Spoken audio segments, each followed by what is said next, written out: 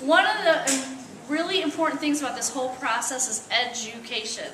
We want to make sure people understand what is going on, why it's going on, what our goals are in the end. So we want to share that, and we will have a live camp hopefully of both dams. We'll also have a hotline, as Joel indicated. We're going to It's have not my cell phone number. no. No. We're gonna have signage. We're gonna have updates. We're even looking at doing like a QR reader, if you're familiar with those, that you can take your smartphone and put it on the sign, and it can give you updates. EPA, Ohio EPA, brought to our attention about 5-6 years ago the idea of taking the dams down. And to be honest with you, at first we were a little apprehensive because obviously the dams have been there for 100 years. People are used to them.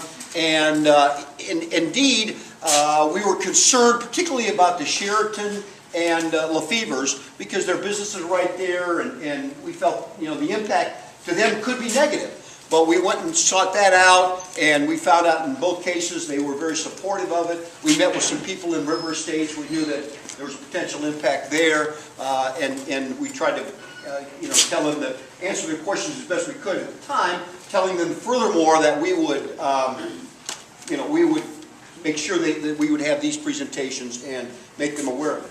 And so we've basically taken the stance, and I've recommended highly that we kind of sit back after the dams, let the river do what it's going to do. A lot of these rivers fix themselves in a relatively short time. By the time you're even done with the planning process, they've kind of fixed themselves.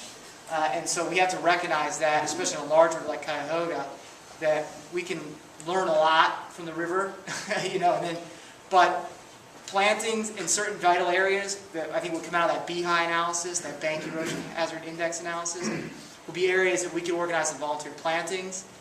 You maybe leverage some of that money to do some plantings in areas that I think I'm always a big advocate for planting those, getting the plants, the native plants down by the wood, especially the woodies along the bank.